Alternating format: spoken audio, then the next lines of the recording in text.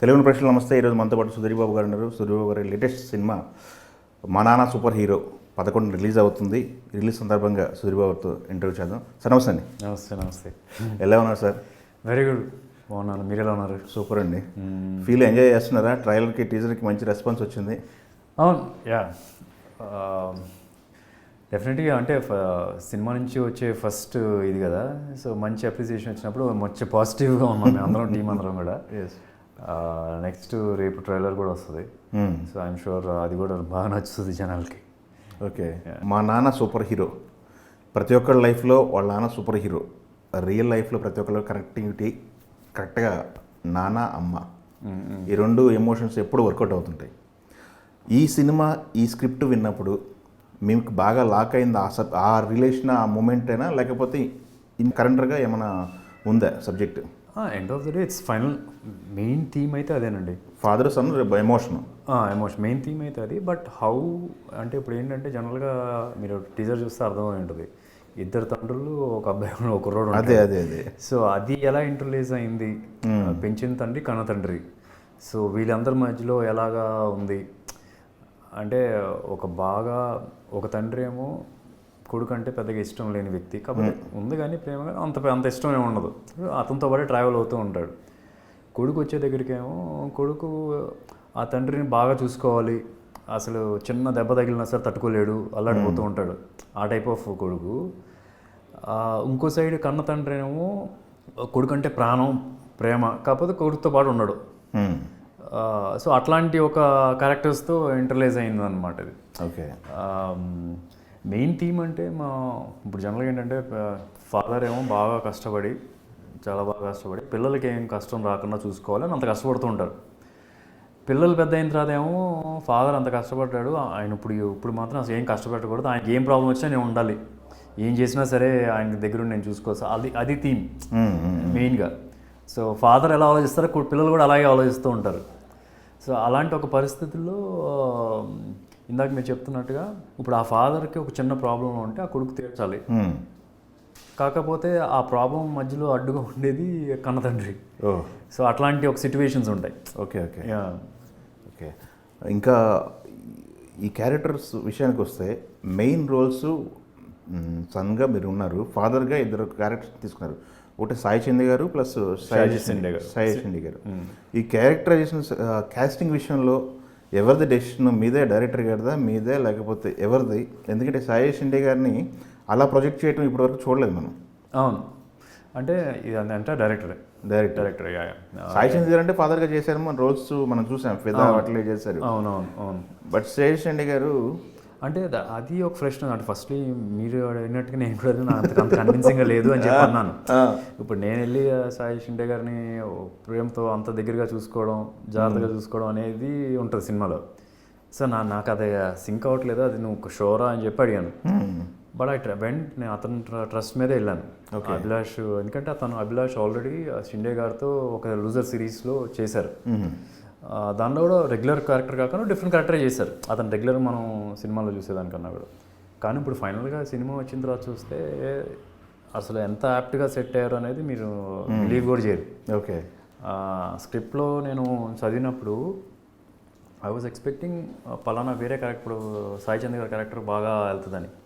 Of course ఇప్పుడు కూడా బాగా వెళ్ళింది, దాంతోపాటు ఈక్వల్గా ఈ క్యారెక్టర్ కూడా వెళ్ళింది. ఓకే, అది బికాజ్ షిండే గారు ప్లే చేయడం వల్లనే. ఓకే, వేరే ఎవరు చేసినా సరే ఒక రెగ్యులర్ ప్యాటర్న్ వచ్చేది, డెఫినెట్గా వచ్చేది. షిండే గారు చేయడం వల్ల ఒక ఫ్రెష్నెస్ ఉంది, ఒక అథెంటిసిటీ ఉంది. ఇప్పుడు అలాంటి ఒక ఫాదర్ అలా బిహేవ్ చేశారంటే ఓకే అనిపిస్తుంది. అలాంటి వ్యక్తి కొన్ని సిచ్యువేషన్స్లో ఎలా మారాడు అనేది కొద్దిగా ఇంట్రెస్టింగ్గా ఉంటుంది, చాలా ఫ్రెష్నెస్ ఉంటుంది. ఓకే, అయితే father and son bonding, emotion అనేది చాలా సినిమాల్లో మనం చూసాం. ఎగ్జాంపుల్ నాన్నక ప్రేమతో ఉంది, లేకపోతే వెంకటేష్ గారును కోట శ్రీనివాస్ గారు ఆడవారి మాట్లాడగలరు. బాండింగ్స్ అనేవి మనం కొత్త కాదు స్క్రీన్కి. మీకు అట్రాక్ట్ చేసింది ఏంటి? మీకు ఫ్రెష్గా అనిపించిందా ఈ సబ్జెక్టు? మీరు కూడా మదర్ ఎమోషన్ అనేది క్యారీ చేశారు. ఎస్ఎంఎస్లో మదర్ ఎమోషన్ ఉంటుంది, కొన్ని సినిమాల్లో మదర్ ఎమోషన్ టచ్ చేసిన ఫాదర్ లేదు. మీకు అంటే ఫాదర్తో అక్కడ ఉంది కానీ, బట్ ఓవరాల్గా మనకి ఎంటైర్ ఫిల్మ్ ఇప్పుడు వచ్చిన సినిమాలన్నీ చూసినా సరే మనం ఇప్పుడు రిలేషన్షిప్స్ అనేది రకరకాలు ఉన్నాయి. అప్పుడు అమ్మాయి అబ్బాయి మధ్యలో ఒక రిలేషన్షిప్, లవ్ ఉంటుంది. ఫ్రెండ్స్ మధ్యలో లవ్ ఉంటుంది, ఫాదర్ సన్ మధ్యలో లవ్ ఉంటుంది. బట్ ఎక్స్ప్రెస్ చేసుకో అది ఎక్కువ అంటే అది ఎక్స్ప్రెస్ కొందరు చేస్తారు, కొందరు చేయరు. అంటే అది లాట్ ఆఫ్ చూసుకున్నప్పుడు ఒక చిన్న స్మైల్, గ్లిటర్ వచ్చేది కంట్లో, మెరుపులాగా కనిపించేది, that it self it's love. కానీ సినిమాలు చేసేటప్పుడు ఏంటంటే ఎంతసేపటికి మనకు లవ్ స్టోరీ అనేప్పటికీ అమ్మాయి అబ్బాయి మధ్యలో లవ్ స్టోరీస్ ఎక్కువ, మిగతా ఉంటాయి కదా సపోర్టివ్గా ఉంటాయి. అమ్మాయి మధ్యలో లవ్ స్టోరీ ఉన్నప్పుడు ఫ్రెండ్స్ కొద్దిగా సపోర్ట్ చేస్తారు, పేరెంట్స్ కొద్దిగా సపోర్ట్ చేస్తారు, కానీ మెయిన్గా వీళ్ళిద్దరి మధ్యలో జరుగుతుంది. కానీ ఈ సినిమాలో ఏంటంటే ఫాదర్ అండ్ సన్ మధ్యలోనే లవ్. ఓకే, పక్కన వచ్చే ఇప్పుడు లవ్ స్టోరీ కూడా సపోర్టివ్గానే ఉంటాయి. సో ఇప్పుడు మనకి మీరు చెప్పిన ఎగ్జాంపుల్స్ కూడా ఉన్నాయి, ఆడవారి మాటలకు అద్దాలు వేర్లు అని. అవును, దానిలో కూడా ఏంటంటే లవ్ యాంగిల్ ఉంటుంది, కానీ ఫాదర్స్ అంది ఓ చిన్న మాత్రమే ఉంటుంది, సపోర్టివ్గానే ఉంటుంది. It's not the main. ఈ సినిమాకి వచ్చేప్పుడు ఇది main.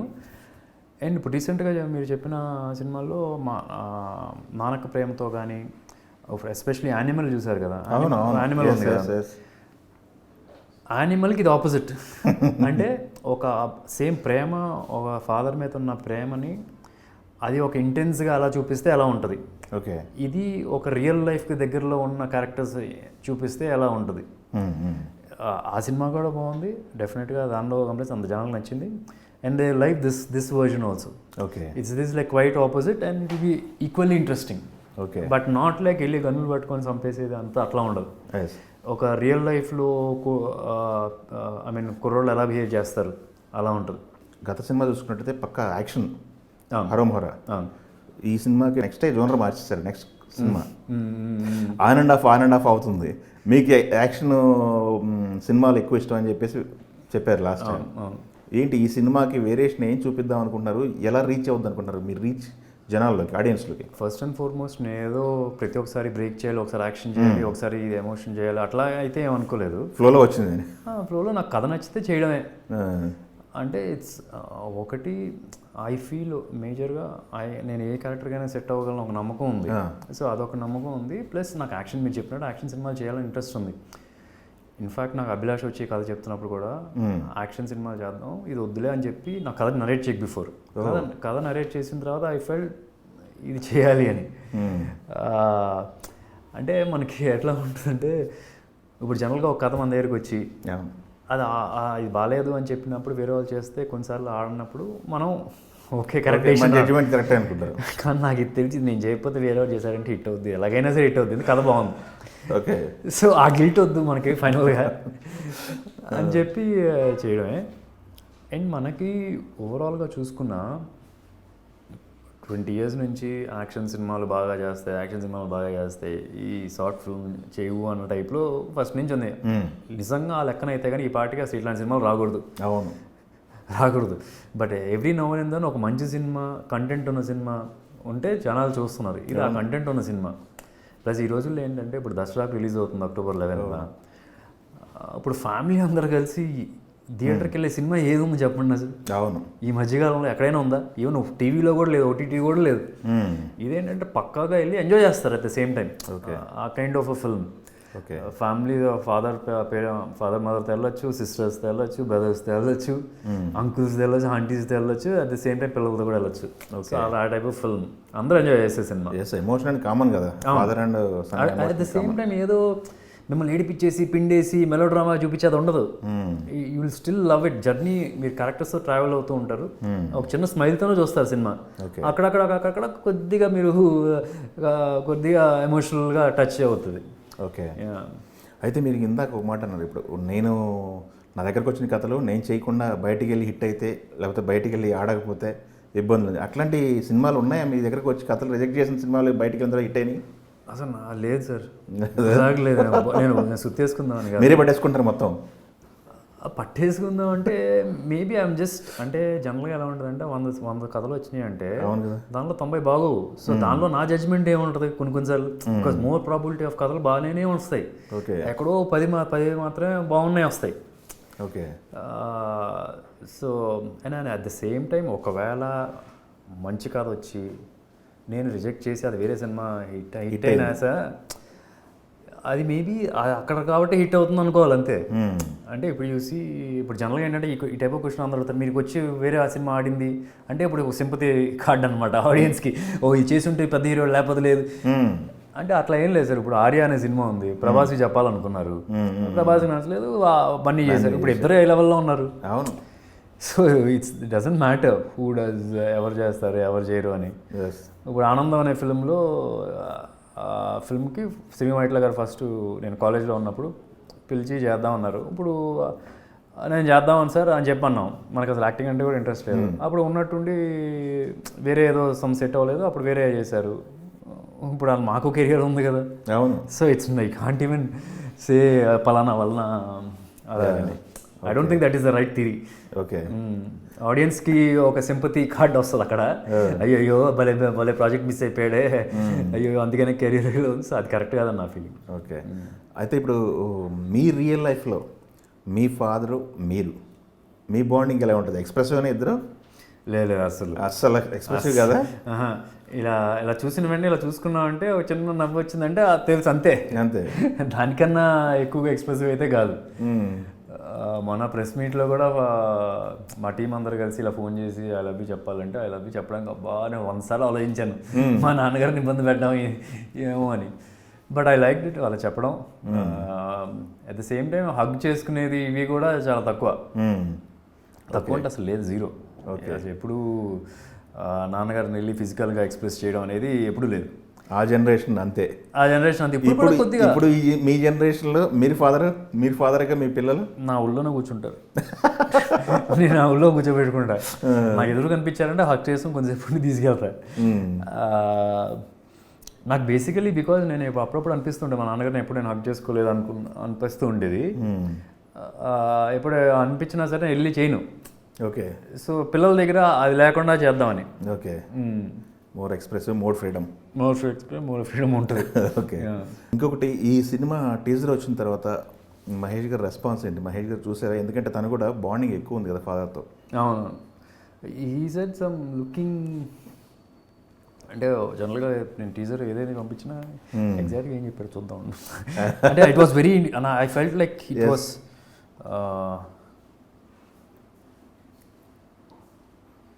Really heart touching, looking good అని చెప్పి హార్ట్ సింబల్ పెట్టాడు. ఇంత కూడా ఉండదు, నైస్, గుడ్ లక్ ఇలా ఉంటుంది జనరల్గా. రియలీ హార్ట్ టచింగ్ అన్నాడు. This is the first time he use this word called really heart touching. Okay. Never before he use this word for any of my teasers. Okay. తనకి తను 1-2 మాటలు extra చెప్తే మాకు అర్థమైపోద్ది ఇది నచ్చింది, ఇది ఫార్మల్గా చెప్పాడు అని. ఓకే. సో బాగా కనెక్ట్ అయ్యారు. Okay. And some very good compliments have got for the teaser.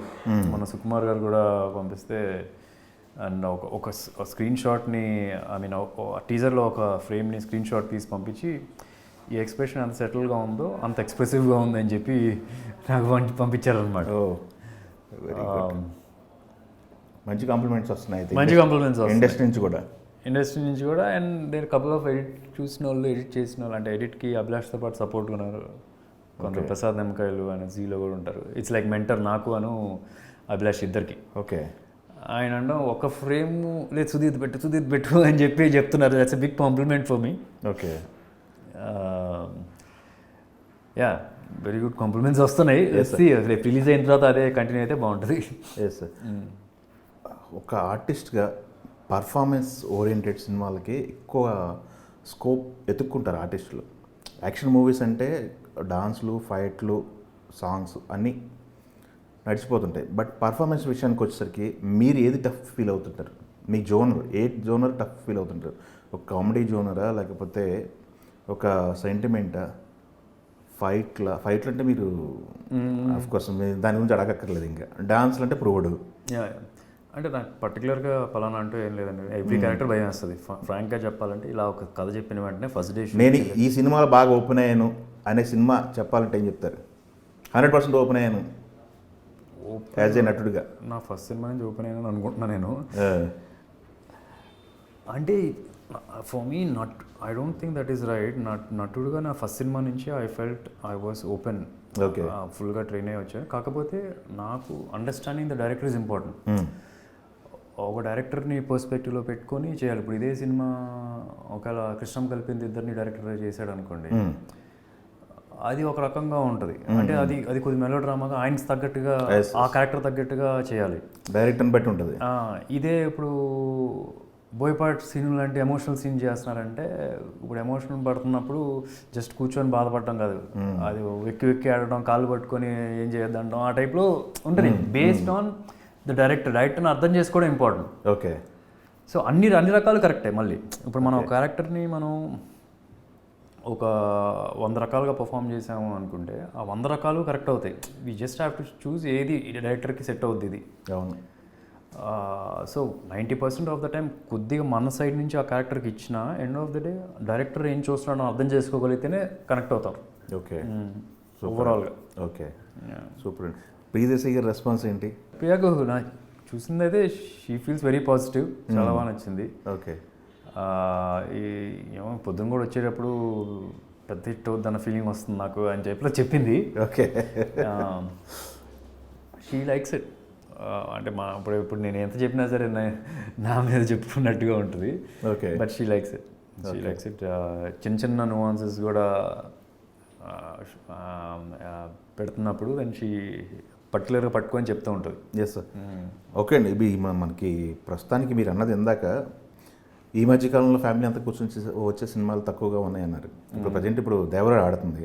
Devara పక్కన సుందరం సినిమా వచ్చింది కార్తీక్ అది. అది కూడా మంచి అప్రిషియేషన్ వచ్చింది. అంటే థియేటర్ రావడానికి యాక్సెప్ట్ చేస్తున్నారు, కంటెంట్ ఉంటే వస్తామని చెప్పి యాక్సెప్ట్ చేస్తున్నారు. సో మనకి 11th అనేది కూడా పూల్ చేస్తారని ఆశిద్దాం మీరు. కమింగ్ టైమింగ్ కూడా దసరా టైమింగ్ వస్తున్నాం. ఎస్. ఇంకా వేరే సినిమాలు కూడా ఏం లేవు కదా. ఉన్నా సరే వీళ్ళు స్టాండ్ అవుట్ అన్న నమ్మకం అయితే ఉంది. ఓకే. చూసుకుంటే ప్రజెంట్ ఇప్పుడు జరుగుతున్న పరిస్థితిలో మీ సిస్టర్ సమంత ఫస్ట్ సినిమాలో బ్రదర్గా వేశారు. ఆ ఇష్యూ ఒకటి రన్ అవుతుంది, నిన్న స్పందించారు. ఇట్లాంటివి చూస్తున్నప్పుడు ఓన్లీ ఫిల్మ్ ఇండస్ట్రీ కార్నర్ చేయటం అనేది ఎంతవరకు కరెక్ట్ అంటారు మీ అభిప్రాయం? అంటే నేను చెప్పాల్సిన అవసరం అందరికీ తెలుస్తుంది. అసలు ఫిల్మ్ ఇండస్ట్రీ అనేది అంటే సాఫ్ట్ కార్నర్ అయిపోయామో అది కరెక్ట్ కాదు అసలు. అంటే సమ్ టైమ్స్ నాకు చాలా బాధ వేస్తూ ఉంటుంది. అంటే especially when politicians like this come and talk. ఇంత అంటే వాళ్ళు ఒక రెస్పెక్ట్ఫుల్గా చేయాల్సిన వాళ్ళు మనల్ని గవర్న్ చేయాల్సిన వాళ్ళు ఇలా మాట్లాడుతున్నారంటే, బట్ షీ ఆల్సో అపాలజైజ్. కాబట్టి I think it's we don't ఇంకా పెద్దది చేయకన్నా హ్యావ్ టు మూవ్ ఆన్ అన్న feeling. Okay. Film industry can't be all and ఈ మధ్యకాలంలో క్లబ్ అయిపోతుంది, క్లబ్జీ అయిపోతుంది. ఫిల్మ్ ఇండస్ట్రీ పొలిటికల్గా రెండు మిక్స్ అయిపోతుంది. ఇందులో సపరేట్గా ఉండేది కదా. మనం ఏపీ చూసుకున్నట్టయితే జయదేవ్ గారు, మీ కో బ్రదర్, తను కూడా సఫర్ అయ్యారు పొలిటికల్గా అని చెప్పేసి చాలా వీడియోలు అవి చూసాం. అవి డిస్కషన్ జరుగుతుంటాయి. అసలు సఫర్ అయ్యేదంటే he is a very strong man, he can take it very easily. తనకి అది చాలా easy. He is just a choice because business wise చూస్తుంటే he needs his time there. రెండింటికి టైం ఇవ్వలేను అని చెప్పి that's a decision he has taken. And there is no regrets over there.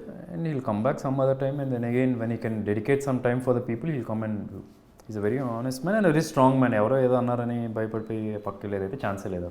Okay. Very confident అనమాట అయితే. Yeah. ఇంకొకటి అంటే మనకి సినిమా ఇండస్ట్రీలో చూసుకుంటే మీకు ఓన్లీ సినిమా ఒకటేనా, ఫర్దర్గా బిజినెస్లో ఏమైనా ఉన్న ప్లాన్ ఉందా? నాకు సీక్రెట్ బీస్ట్ అని చెప్పి ఒక స్పోర్ట్స్ సప్లిమెంట్ బ్రాండ్ ఒకటి ఉందా? Okay. We started post covid తర్వాత స్టార్ట్ చేసాం and we doing pretty good for a newcomer. Yeah, ఇప్పటి నుంచో నాకు చాలామంది వచ్చి దే ఆస్క్ మీ డైట్ ఏంటి, ఇదేంటి, ఎక్సర్సైజ్ ఏంటి, అవును, వాట్ ప్రొడక్ట్స్ టు హ్యావ్ అని ఆల్ దీస్ అడుగుతూ ఉంటారు. బట్ ఏంటంటే నాకు వర్కౌట్ అయ్యేది వాళ్ళకి వర్కౌట్ అవ్వకపోవచ్చు. సో అంటే నేను ఏదో ఒక డైట్ చెప్పిన వెంటనే అది ఫాలో అయితే కుదరదు. ఎక్సర్సైజ్ ఉండాలి, డైట్ ఉండాలి, సప్లిమెంట్స్ తీసుకునే కరెక్ట్గా తీసుకోవాలి. సో హోలిస్టిక్గా ఉండాలని చెప్పి ఇది ఒకటి స్టార్ట్ చేస్తాం, సీక్రెట్ బీస్ట్ అని చెప్పి. Where you get protein supplements అన్నీ వస్తాయి, వర్కౌట్ ప్రోగ్రామ్స్ ఉంటాయి, డైట్ వస్తుంది. All you have to do is కొన్ని ఫిల్ చేయాలి details. And if you already know what you want have proteins wise, అంటే నాకు నేను స్టార్ట్ చేసేటప్పుడు చాలా products weren't at power, label మీద ఒకటి ఉంటుంది, కంటెంట్లో లోపల ఒకటి ఉంటుంది. So I wasn't very sure ఎవరు తయారు చేశారో కూడా తెలియదు. సో దట్ సంథింగ్ ఒక కాన్షియస్గా ఒక సూపర్ క్వాలిటీ కైండ్ ఆఫ్ ప్రొడక్ట్స్తో వచ్చాం. ఓకే. ఎలా ఉందండి, పర్లేదా? Yeah, it's doing good. Yeah.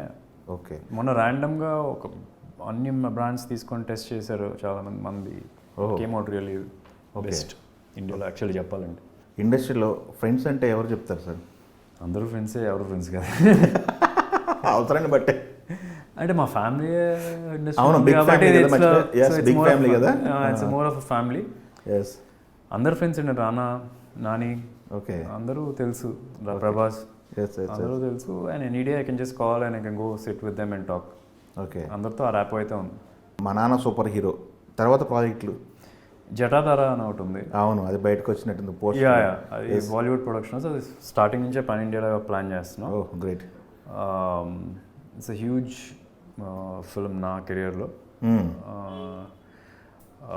Production house కూడా it's very strong Bollywood productions. Toilet Ek Prem కదా, పరి, ఇంకా రుస్తం, ఇలాంటి సినిమాలు ప్రొడ్యూస్ చేసిన producer. So they doing it nicely. Okay. The team is big, so let's see. Yes yes. Coming to hi, మా నాన్న super hero. Super hero ప్రతి ఒక్కళ్ళ లైఫ్లో వాళ్ళ నాన్న సూపర్ హీరో అని ప్రతి ఒక్కరు ఏ లెవెల్లో కనెక్ట్ అవుతారు అనుకుంటున్నారు ఇప్పుడు సినిమా ఫైనల్గా ఆడియన్స్కి ఏం చెప్తారు మీరు? అంటే నేను ఒకటే చెప్తానండి, సినిమా చూడడానికి రండి and you will enjoy it. Okay. Review చేయడానికి రావద్దు. అంటే people are smart, I'm not saying. అంటే నేను ఫస్ట్ ఈ సినిమా నాకు నరేట్ చేసినప్పుడు, నరేట్ చేయక before I was just thinking, okay దీనిలో సాంగ్స్ ఉన్నాయా, రొమాన్స్ ఉందా, దీనిలో ఉందా, అది ఉందా అని. నాకు వచ్చి చెప్పినప్పుడు ఈ కథ నాకు ఇవన్నీ అవసరం లేదనిపించింది. So come to watch good movie. Okay. అంతేగాని ఇప్పుడు రొమాన్స్ గ్లామర్గా ఉండాలి, ఐటమ్ సాంగ్ ఉండాలి, ఇక్కడ ఒక యాక్షన్ ఎపిసోడ్ ఉండాలి, అట్లా కాదు. Okay. Just see something that is very different from the regular. Yes. And ఫ్యామిలీతో పాటు చూడొచ్చు, 100% అది చెప్తున్నాను. ఓకే. అండ్ ఈ సినిమాకి ఒకటి ఫ్రాంక్గా చెప్పేది, ఈ సినిమా హీరో నేను కాదు, ఈ సినిమా చూడడానికి వచ్చినోడే హీరో. ఓకే. ఎందుకంటే దే విల్ కనెక్ట్. ఇది సినిమా అయినా సినిమాటిక్ లిబర్టీస్ తక్కువ, రియల్ లైఫ్ క్యారెక్టర్స్కి దగ్గరలో ఉంటాం. ఓకే. ఇది ఎమోషన్ అనేది ఎక్కడైనా ఒకటే ఎమోషన్, ఏ లాంగ్వేజ్ అయినా ఒకటే ఎమోషన్. ఎందుకు తెలుగు వరకు ఆగారు అనేది? ప్రస్తుతానికి జస్ట్ మేబీ మీరు ఇచ్చే సపోర్ట్తో, ఆడియన్స్ ఇచ్చే సపోర్ట్తో will go for other languages also. Okay. Okay. అంటే ప్లానింగ్ అనేది ఇప్పుడు అదే చెప్తున్నాను, అందుకని ఇందాక కూడా చెప్తున్నాను జటాధార గురించి ఫస్ట్ నుంచే ప్లాన్ చేస్తున్నాను. అంటే ఇట్ కాంట్ హ్యాపెన్ ఏదో ఒక సినిమా తర్వాత అప్పుడు ఫస్ట్ నుంచి చేయాలి ప్లానింగ్ చేస్తే. They should be A studio on board before నుంచే ప్లేస్మెంట్ ఉంటుంది. ఆ డేట్స్ ఈ డేట్స్ కరెక్ట్గా సెట్ చేసుకోవాలి. And all those things. And most of the correct ఏంటంటే మనం we have to mix also some times. Okay. So maybe చూద్దాం after the release, అక్కడ బాగుంటుందంటే అక్కడ కూడా తీసుకెళ్దాం, అక్కడ వర్కౌట్ అవుతుంది అనుకుంటే. ఆల్ ది వెరీ బెస్ట్ అండి. Thank you. మళ్ళీ రిలీజ్ తర్వాత కలుద్దాం. Thank you so much. Thanks.